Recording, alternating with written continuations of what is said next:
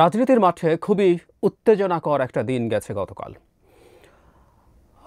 এর আগের দিন রাতে, বেশ গভীর রাতে, জনাব হাসনাত আবদুল্লাহর একটা স্টেটাসকে কেন্দ্র করে প্রচুর তর্ক বিতর্ক শুরু হয়ে গেছে এবং আমরা নানানজন নানান রকম কথা বলছি, গুজব ছড়িয়ে পড়ছিল চারদিকে। নট অনলি দ্যাট, ঠিক একই সময়ে কোইন্সিডেন্টালি মনে হতে পারে, কিন্তু এটা আসলে কোইন্সিডেন্স তো নাই, এটা একটা পরিকল্পনা আমরা বলতেই পারি। উপদেষ্টা জনাব আসিফ মাহমুদ সজীব ভুঁইয়া একটা ইন্টারভিউ দিয়েছেন একটা টিভি চ্যানেলকে। সেখানে সেনাপ্রধান সম্পর্কে কি বলবো, মানে এটাকে নানাভাবে দেখা যেতে পারে, এমন সব মন্তব্য করেছেন যেটা একজন সার্ভিং সেনাপ্রধানের জন্য বেশ অবমাননাকর এবং সেটা তার উপরে বেশ চাপ তৈরি করার পরিস্থিতি আছে। তাহলে আমরা এভাবেও বলতে পারি সম্ভবত সেনাপ্রধানের উপরে তীব্র চাপ তৈরি করা হচ্ছে পরিকল্পিতভাবে। এখন এটা ভালো না খারাপ, এটা যারা করতে চাইছেন তারা ভালো করছেন না খারাপ করছেন, সেটা নিয়ে আমাদের নিজস্ব টেক থাকবে, কিন্তু এটা পরিকল্পিত। এটার আমরা এক ধরনের স্বীকৃতি দেখতে পেলাম যারা পিনাকি ভট্টাচার্য তার একটা ভিডিওতে।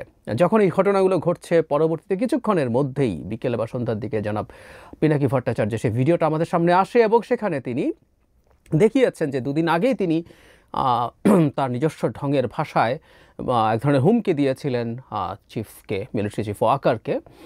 তিনি কোনো না কোনো বার্তা দেবেন, নেগেটিভ বার্তা তো বটেই, চাপ দেবেন, এরকম একটা ইঙ্গিত ছিল। এবং এরপর তিনি জনাব হাসনাতের এবং জনাব আসিফের ভিডিওকে যুক্ত করে তিনি বলছেন এটাই সেটা। তাহলে আমরা আসলে ওই আলোচনাগুলোতে, মানে যে স্ট্যাটাস এবং যে ভিডিও, তার আগে একটা কথা একটু আমাদের ক্লিয়ার হয়ে নিতে হবে, যেটা আমাদের আসলে যে দুজন এর সাথে নাম যুক্ত হয়েছে তাদের কাছে এই ব্যাপারটা আমাদেরও একটু জানা দরকার যে জনাব পিনাকি ভট্টাচার্যের সাথে এই দুজন, জনাব হাসনাত এবং জনাব আসিফ, সংযুক্ত কিনা এই পরিকল্পনায়। এই আলাপটা আমার মনে হয় গুরুত্বপূর্ণ। এবং নট অনলি দ্যাট, রিসেন্ট টাইমসে জনাব পিনাকি ভট্টাচার্যকে আমরা সরকারের প্রতি বেশ সফট দেখছি, যিনি সরকার শেখ হাসিনা পতন এবং পালিয়ে যাওয়ার পর সরকার গঠিত হওয়ার এক দু সপ্তাহ সময় নেননি অলমোস্ট। এই সরকারকে বিভিন্ন ক্ষেত্রে খুব কঠোর সমালোচনা করেছেন রীতিমতো সরকার ইন জেনারেল এবং বিভিন্ন উপদেষ্টাকে ধরে ধরে। তিনি গত বেশ কিছুদিন থেকেই দেখছি যে সরকারের সেই জায়গা থেকে, সেই সমালোচনার জায়গা থেকে সরে এসে সরকারকে নানান রকম পরামর্শ দিচ্ছেন। নট অনলি দ্যাট, তিনি, আমি তার দুটো ভিডিওর কথা মনে করতে পারি যেখানে একটায় তিনি নিজের গুরু বা এই ধরনের শব্দ বলেন মিস্টার খলিলুর রহমান, যিনি এখন রোহিঙ্গা বিষয়ক হাই রিপ্রেজেন্টেটিভ হিসাবে উপদেষ্টা পদমর্যাদায় আছেন। তার নিয়োগ সম্পর্কে তিনি ক্রেডিট ক্লেম করেছেন। একজন উপদেষ্টা যখন নেওয়া হলো, উপদেষ্টা বা বিশেষ সহকারী অর্থ মন্ত্রণালয়ে, তার ব্যাপারেও তার ইঙ্গিত হচ্ছে, সেটার ব্যাপারেও তার রোল ছিল। নট অনলি দ্যাট, জনাব সিআর আবরার সহ আরও দু একজনকে যখন নেওয়া হলো তখনও তার আগে তিনি পূর্বাভাস দিয়েছিলেন যে এই উপদেষ্টা পরিষদ পাল্টাবে। সো ব্যাপারটা এইরকম, জনাব পিনাকি ভট্টাচার্য এভাবে নিজেকে নিজেই পোর্ট্রে করতে চাইছেন যে এই সরকারে তার বিরাট বিরাট ইনফ্লুয়েন্স আছে। এবং সর্বশেষ যেটা হলো, তাতে শুধু সরকার না, জাতীয় নাগরিক পার্টির অত্যন্ত গুরুত্বপূর্ণ সদস্য জনাব হাসনাত আবদুল্লাহর সাথেও তার অত্যন্ত গুরুত্বপূর্ণ সম্পর্ক আছে। অন্তত তিনি, মানে অন্তত জানতেন, বা এতে মনে হলো যে অন্তত এই দুইজন সহ তিনি পরিকল্পনা করেই এই কাজটা করেছেন। আমি আবারও বলছি, তাদের দিক থেকে এটা স্পষ্ট হওয়া দরকার এবং এটা আসলে জানা দরকার আছে। হতেই পারেন জনাব পিনাকি ভট্টাচার্য যে পলিটিক্যাল ইডিওলজিতে বিশ্বাস করেন, সেটাতে তাদের আস্থা থাকতে পারে, বিশ্বাস থাকতে পারেই। আমরা প্রত্যেকের সাথে একমত হতে হবে, নট নেসেসারিলি। জনাব পিনাকি ভট্টাচার্যের সাথে কিছু ক্ষেত্রে আমার একমত পোষণ করি, কিছু ক্ষেত্রে আমি দ্বিমতও পোষণ করি, উনিও নিশ্চয়ই করেন। সো এটা হতেই পারে, কিন্তু আমরা আসলে একটু জানতে চাই যে এটা তারা অ্যালাইন্ড কিনা, তারা পরিকল্পনা করে। অ্যালাইন্ড চিন্তার অ্যালাইনমেন্ট এক জিনিস, আর একটা পরিকল্পনা মিলিটারি চিফের বিরুদ্ধে একসাথে করা কিন্তু ভিন্ন ব্যাপার। এই ব্যাপারটা একটু ক্লিয়ার হওয়া দরকার। জনাব হাসনাত আবদুল্লাহর প্রসঙ্গে আসি, এই স্ট্যাটাসটা নিয়ে আমাদের একটু বিস্তারিত কথা বলতে হবে। যারা খোঁজ খবর রাখেন তারা এর মধ্যে বিস্তারিত পড়েও ফেলেছেন, কিন্তু এখানে একটা খুব গুরুত্বপূর্ণ কি টেকওয়ে আছে, আমি সেটা বলবো। এই স্ট্যাটাসটা শুরু হয়েছে 11 মার্চ, সময় দুপুর 12টা 30। কিছুদিন আগে আমি আপনাদের বলেছিলাম রিফাইন্ড আওয়ামী লীগ নামে একটা আওয়ামী লীগের কথা। ইয়াস, জনাব হাসনাত আবদুল্লাহ 12 তারিখেই আসলে এরকম একটা স্টেটাস দিয়ে আভাস দিয়েছেন। সো এই ধরনের একটা মিটিং হয়েছে, আমরা তার ওই স্টেটাস থেকে বুঝতে পারি। আবারও বলছি, জনাব হাসনাত আবদুল্লাহর একপাক্ষিক কথা বা জনাব আসিফ মাহমুদের একপাক্ষিক কথা নিয়ে আমরা কথা বলবো। এখানে একটু আগেই একটা ডিসক্লেমার দিয়ে রাখা জরুরি, পৃথিবীতে কেউ ফেরেশতা নন, সুতরাং কারো কোনো বক্তব্যকে শতভাগ সঠিক ধরে নেবার কিছু নেই। আমাদের গণ অভ্যুত্থানে জীবনের ঝুঁকি নিয়ে তারা সামনে থেকেছেন, দ্যাট ডাজন্ট নেসেসারিলি মিন তাদের কোনো পলিটিক্যাল এজেন্ডা নেই। তারা এখন রীতিমতো পলিটিক্যাল পার্টি, এবং জনাব আসিফ মাহমুদও এই দলেরই সদস্য। আই রিপিট, জনাব আসিফ মাহমুদও আসলে আদতে ডিফ্যাক্টো এই দলেরই সদস্য। তারা খুব সহসাই বা যেদিনই হোক রিজাইন করে এই দলে যুক্ত হবেন। সুতরাং তারা এখন রাজনীতি করছেন। রাজনীতিবিদদের কথা আমরা কিভাবে নেব সেটা মাথায় রেখেই শুনি। এখানে তিনি বলছেন এটা দায়িত্বে আসবেন যে এই রিফাইন্ড আওয়ামী লীগ, সেটা সাবের হোসেন চৌধুরী, শিমিন শারমিন, তাপস, মানে তাপসকে সামনে রাখা হবে রিফাইন্ড আওয়ামী লীগে, এটা আমার একটু অবাক লেগেছে। তাপস কীভাবে এই রিফাইন্ড আওয়ামী লীগে থাকতে পারে? যাই হোক, তারা এখানে কথা বলছেন, তারা এখানে বলতে চাইছেন যে তাদেরকে ডেকে বলা হয়েছে শর্ত সাপেক্ষে নাকি অনেকেই আওয়ামী লীগের পুনর্বাসনে রাজি হয়েছে। বলা হচ্ছে একটি বিরোধী দল থাকার চাইতে অনেকগুলো দল আওয়ামী লীগ সহ থাকলে ভালো হবে।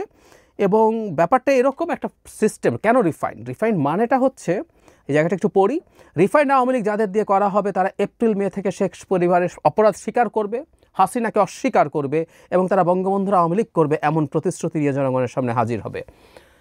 একটু অফ টপিক, এরকম একটা আওয়ামী লীগ আসলে আওয়ামী লীগের এবং শেখ হাসিনার 12টা বেজে যাবে, এবং আমি ধারণা করি শেখ হাসিনাই এমন একটা আওয়ামী লীগ হতে দেবেন না, আমাদের এটা ঠেকাতে হবে না। যাই হোক, পরে তারা বিরোধিতা করেন, এবং বিরোধিতা করে যখন তারা তাদের মতামত জানান তখন বলা হচ্ছে বাধা দিলে দেশে সংকট সৃষ্টি হবে এবং দায় তাদেরকে নিতে হবে এবং আওয়ামী লীগকে অবশ্যই আসতে হবে। ইংরেজিতে হাসনাত লিখছেন Awami League must come back. তারপর তারা বলছে ক্ষমা চায় নাই, একটা দল অপরাধ স্বীকার করে নাই, তাহলে কিভাবে ক্ষমা করবে? তারপর পক্ষ থেকে রেগে উত্তর আসে, you people know nothing, you lack wisdom and experience, so we are in this service for at least 40 years. তোমার বয়স থেকে বেশি, তাছাড়া আওয়ামী লীগ ছাড়া ইনক্লুসিভ ইলেকশনস হবে না। ইনক্লুসিভ শব্দটা নিয়ে আমি একটু পরে আসছি। তারপরে হাসনাত বলছেন যে এটা তার হতে পারে না, মিটিং অসমাপ্ত রেখে আসে। একটা জিনিস খুব ইম্পর্টেন্ট এই জায়গায়, মানে এটা বলতে কাকে বোঝানো হচ্ছে? আমি দেখলাম যে অনেকে কচুক্ষেত করছেন এই স্ট্যাটাসের পর থেকে। কচুক্ষেত একটা গোয়েন্দা এজেন্সির অফিস, এটাকে ইন্ডিকেট করছেন প্রায় সবাই। আসলে তা না, হাসনাত আসলে সেটাকে ইন্ডিকেট করেন, উনি সরাসরি সেনাবাহিনীকে ইন্ডিকেট করেছেন। কেন বলছি? উনি একটা জায়গায় লিখেছেন, জুলাই আন্দোলনের সময় আমাদের নিয়ে অনেক কিছু করানোর চেষ্টা করা হয়েছে, কখনো এজেন্সি বা ক্যান্টনমেন্ট থেকে নানা ধরনের প্রেসক্রিপশন গ্রহণের চাপ দেওয়া হয়েছে, তারপর ওসিরে গ্রহণ করে নাই। এরপর বলছে আজকেও ক্যান্টনমেন্টের চাপকে অস্বীকার করে আমি আবারও আপনাদের উপর ভরসা রাখতে চাই। তাহলে হাসনাত আবদুল্লাহর এই স্ট্যাটাসের খুব কি টেক অ্যাওয়ে হচ্ছে, তিনি এটা ডিজিএফআই বা অন্য কোনো সংস্থা, এনএসআই, যাই হোক বিভিন্ন গোয়েন্দা সংস্থা আছে, তাদের কথা না বলে র্যাদার সরাসরি সেনাবাহিনীকে বলেছে। কারণ আমরা একটা জিনিস নিশ্চয়ই জানি, এই গোয়েন্দা সংস্থাগুলোর চিফ মিলিটারির হলেও এগুলো রিপোর্ট করে প্রধানমন্ত্রী বা প্রধান উপদেষ্টাকে। সুতরাং এজেন্সি হলে আমরা এই প্রশ্ন করতে পারতাম যে এগুলোর রিপোর্টিং তো ওই দিকে। ক্যান্টনমেন্ট বলে জনাব হাসনাত ক্লিয়ার করলেন এটা সেনাবাহিনীরই কেউ। এখন কে? গতকালই একটা সংবাদ সম্মেলন হয়েছিল, সেখানে জনাব হাসনাত আবদুল্লাহকে জিজ্ঞেস করা হয়েছিল, তিনি কে সেটা বলেননি, অতি উচ্চ পর্যায়ের লোকজন সেটা বলেছেন। সো কে হতে পারে আমরা জানি না, কিন্তু এখানে একটা ইনক্লুসিভ ইলেকশনসের কথা আসলো এবং এক ধরনের ইঙ্গিত আবারও বলছি সেনাপ্রধানের প্রতি আছে। কারণ খুব অল্প সময়ের মধ্যেই জনাব হাসনাত একটা ছোট্ট ক্লিপ শেয়ার করেন জনাব আসিফ মাহমুদের, যেখানে তিনি সেনাপ্রধান সম্পর্কেও এক ধরনের বোমা ফাটিয়েছেন বলা যেতে পারে। যাই হোক, সেনাপ্রধান ইনক্লুসিভ শব্দটা বলেছিলেন, হুইচ ইজ রাইট। এবং এখানে সংবাদ সম্মেলনেও সেনাপ্রধানের এই ইনক্লুসিভ শব্দ নিয়ে কথা হয়েছে। এনসিপির যখন যে সংবাদ সম্মেলন করেছে সেখানে এই আলাপটা এসছে। সুতরাং সেনাপ্রধানকে ক্লিয়ারলি ইন্ডিকেট করেছে, ইয়াস উনি এই শব্দটা বলেছেন। কিছুদিন আগে যে একটা বক্তৃতা নিয়ে আমরা খুবই আলোচনা করেছি, ডিবেট করেছি, ঝগড়া বিবাদ করেছি, সেখানেও কিন্তু তিনি ইনক্লুসিভ বলেছেন। এবং আমি ধারণা করি, বা এটা ধারণা করার যথেষ্ট কারণ আছে, তিনি আসলে আওয়ামী লীগকেই ইন্ডিকেট করছেন। সুতরাং এক ধরনের ইঙ্গিত আছে, এবং এরপর থেকে আমরা তীব্রভাবে এটাকে সেনাপ্রধানের দিকে অঙ্গুলি হেলন করেছি, এবং যারা পিনাকি ভট্টাচার্য ঠিক সেটাই করেছেন। অবিশ্বাস্য একটা ঘটনা হলো অল্প কিছু দিনের সময়ের মধ্যে জনাব আসিফ মাহমুদ ইনফ্যাক্ট দীর্ঘ একটা সাক্ষাৎকার দিয়েছেন, সেই সাক্ষাৎকারটা পাওয়া যায়, আপনারা দেখে নেবেন। কিন্তু কি জায়গাটা যেটা ইম্পর্টেন্ট আমি একটু পড়ি। আসিফ বলছেন, সেনাপ্রধান জেনারেল ওয়াকারুজ্জামানের পক্ষ থেকে মূল ভেটোটা ছিল প্রধান উপদেষ্টা ডক্টর ইউনূস কেন, ইউনূসের পরিবর্তে অন্য যে কোনো কেউ আসতে পারে। ইউনূসের নামে মামলা আছে, তিনি একজন কনভিক্টেড পারসন। একজন কনভিক্টেড পারসন কীভাবে একটা দেশের প্রধান উপদেষ্টা হতে পারেন? আসিফ মাহমুদ সেনাপ্রধান বলেছিলেন, আওয়ামী লীগ একটা লোককে একেবারেই দেখতে পারছে না, এবং বাংলাদেশে তো আলটিমেটলি 30-40% লোক আওয়ামী লীগ সাপোর্ট করে। এই 30-40% লোকের মতামতের বিরুদ্ধে গিয়ে একটা লোককে প্রধান উপদেষ্টা করা উচিত। বক্তব্যে যেটা বলেছে যে এই সরকারটা তো নির্বাচন করবে, সো আওয়ামী লীগের লোকজনের যদি এই সরকারের উপর আস্থা না থাকে তাহলে তারা কিভাবে নির্বাচন হবে। শেষে জনাব আসিফ বলছেন, সেনাপ্রধান সর্বশেষ আমাদেরকে বলেছিলেন, বুকে পাথর চাপা দিয়ে আমি এই সিদ্ধান্তটা মেনে নিয়েছি।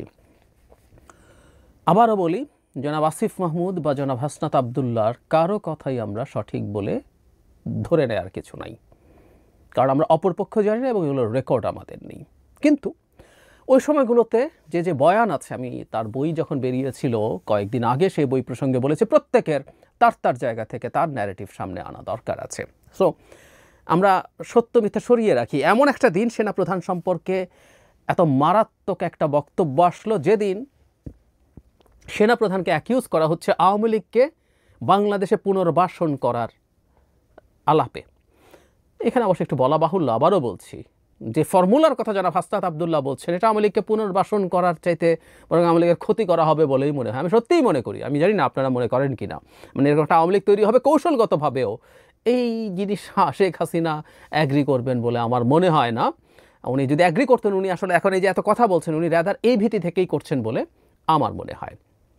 যাই হোক, আওয়ামী লীগ বিরোধিতার এই আলাপ চলতে থাকলো এবং যারা মাহফুজ আলম তথ্য উপদেষ্টা কথা বললেন একটা ভিডিও বার্তায়, সেখানে তিনি আওয়ামী লীগকে নিষিদ্ধ করার আলাপ করছেন। মানে খুব ইন্টারেস্টিং, সরকারে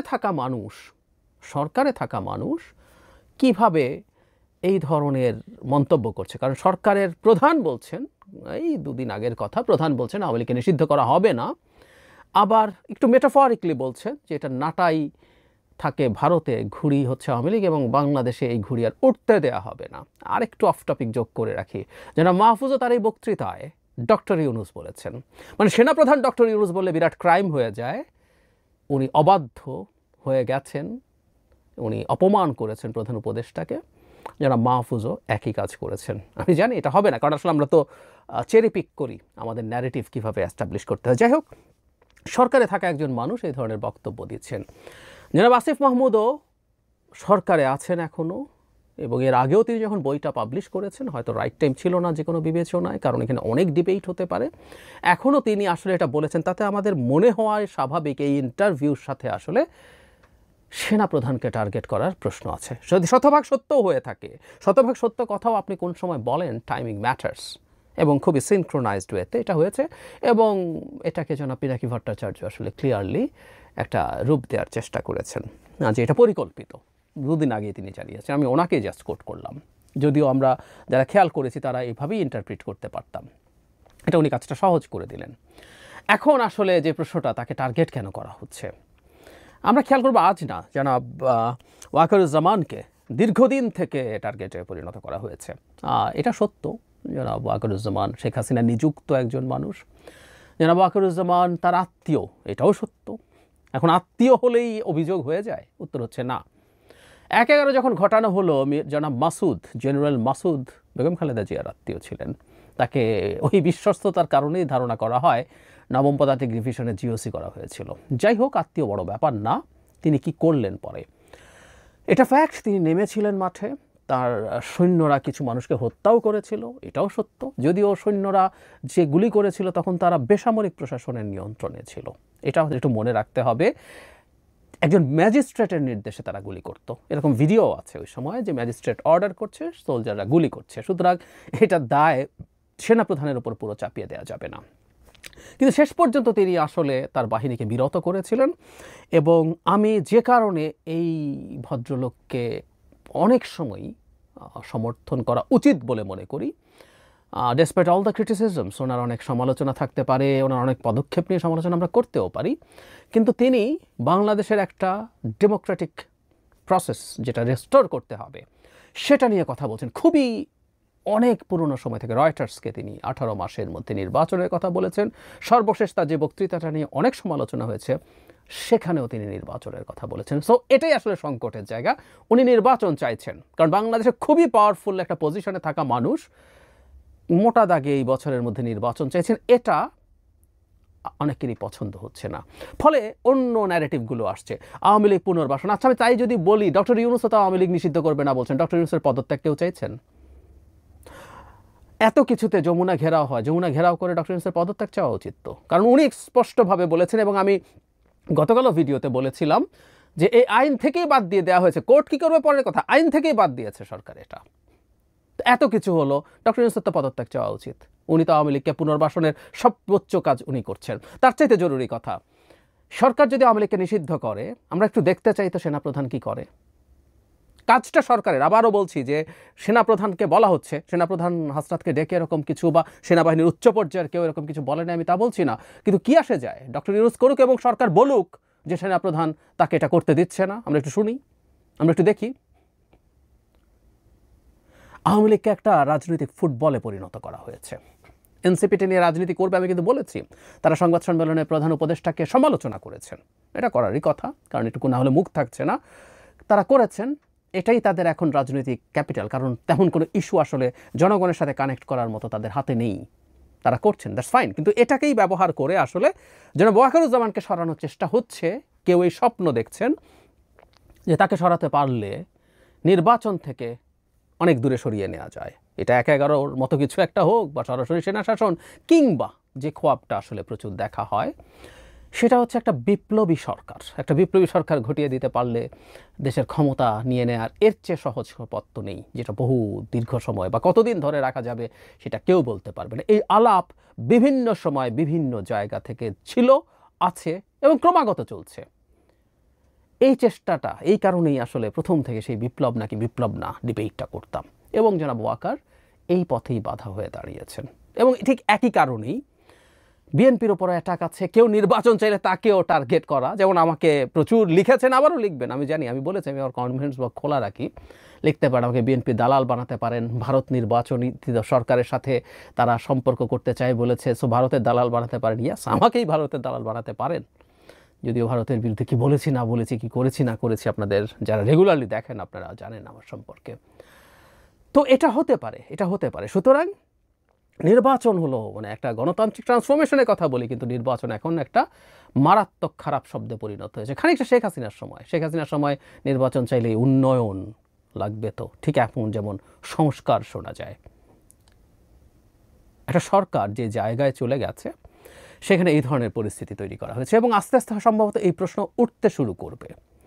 সরকার যে আওয়ামী লীগকে নিষিদ্ধ করা হবে না বলে প্রধান উপদেষ্টা স্পষ্টভাবে বলেছেন, could it be the part of a game? I don't know. উনি বলবেন, তারপরে এই যাবতীয় যা যা ঘটবে সব সিনক্রোনাইজড হতে হবে, হতেও পারে। আমাদের এই প্রশ্নগুলো আসলে আস্তে আস্তে করা শুরু করতে হবে, আস্তে আস্তে করা শুরু করতে হবে। তার আগে সবচাইতে জরুরি ব্যাপার, সরকারের দিক থেকেও এই জিনিসগুলো ক্লিয়ার করতে হবে যে নির্বাচনের ব্যাপারে এবং যে ঘটনাগুলো ঘটছে সেই ব্যাপারে তাদের অবস্থান। জনাব আসিফ মাহমুদ বলছেন, প্রধান উপদেষ্টা দিয়ে একটা স্ট্যাটাস দিয়ে নির্বাচনের সময়সীমা বলে দিয়েছেন, সুতরাং যাবতীয় এগুলোর সাথে নির্বাচন পেছানোকে কেউ যাতে না মেলায়। মানে মন্ত্রীর চেয়ারে বসলে একটু বেশি বুদ্ধি লাগে। মানে আমি তাই দেখছি আর কি, তাই দেখছি। আওয়ামী লীগের মন্ত্রীরা বসলে তাদেরকে নিজেদেরকে অনেক বুদ্ধিমান মনে করতেন, আমি একই ঘটনা এখন আবার দেখছি। মানে ডক্টর ইউনূস বলেছে বলে এই নির্বাচনটা ঘটবেই, হবে, আর কিছু হবে না, এটা বেদবাক্য হয়ে গেছে, এটা আল্লাহ বলেছেন, কথাটা কি এইরকম? ডক্টর ইউনূস বলছেন তারপরও নির্বাচন পিছিয়ে দেওয়ার মতো পরিস্থিতি তৈরি করা যেতে পারে, এইটুকু বোঝার জ্ঞান বুদ্ধি আমাদের আছে। জনাব আসিফ মাহমুদের বোঝা উচিত। আমরা এত স্টুপিড না, আমরা ক্ষমতায় নাই, আমরা এত স্টুপিড না, সবাইকে এত স্টুপিড মনে করার কিছু নাই। সুতরাং এটা নির্বাচন পেছানোর পরিকল্পনা। ক্ষমতায় গিয়ে অনেকে অনেক মজা পেয়ে গেছেন এবং অনেকে ক্ষমতাকে নানানভাবে ব্যবহার করতে চাইছেন। যারা ফর্মালি গেছেন এবং ইনফর্মালি অনেক লোক ক্ষমতায় আছেন, অনেকেই ক্ষমতায় আছেন, অনেক ক্ষমতার নানান কিছু বেনিফিট নিচ্ছেন। এটাই আসলে এই সব কিছুর মূল। দালাল বলুন আর যাই বলুন, বাংলাদেশে খুব দ্রুত একটা নির্বাচন চাই আমরা, এই নির্বাচনটা হতে হবে এবং বিএনপিকেও টার্গেট করা হচ্ছে। আমি এটা নিয়ে আলাদা ভিডিও করব। বিএনপিকে টার্গেট করার সমস্যা নেই, করা যেতেই পারে, রাজনীতি হতেই পারে। যেমন নাসিরুদ্দিন পাটোয়ারি একটা স্টেটাস দিয়েছেন তাদেরকে নিয়ে, সেখানে খুব ইন্টারেস্টিং কিছু ফাইন্ডিং আছে, এটা নিয়ে আলাদা কথা বলতে হবে। এবং এই ট্রানজিশনাল পিরিয়ডে বিএনপির রোল কী হওয়া উচিত সেটা নিয়ে আমি আমার টেক সামনে আনবো।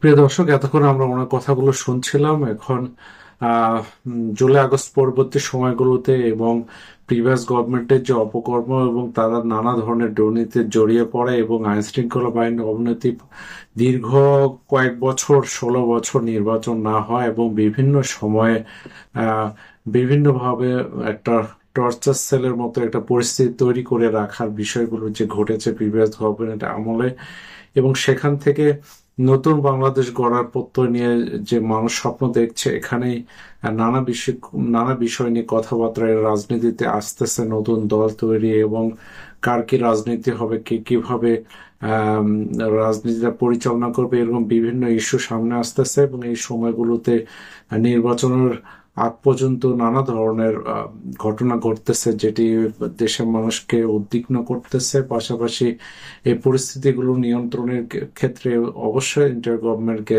দায়িত্বশীল ভূমিকা পালন করা উচিত, যেখানে সঠিক যে সংস্কারগুলো প্রয়োজন এই সংস্কারগুলো করে এটি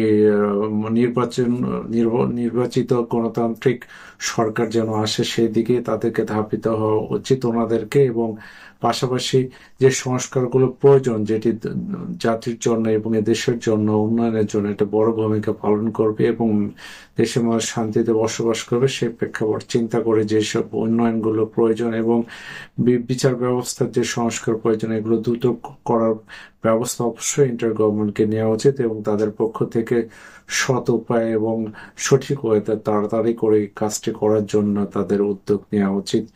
তারা যেন এই কাজটি করে এবং ওনাদের জন্য শুভকামনা রেখে আজকে পর্যন্ত আল্লাহ হাফেজ।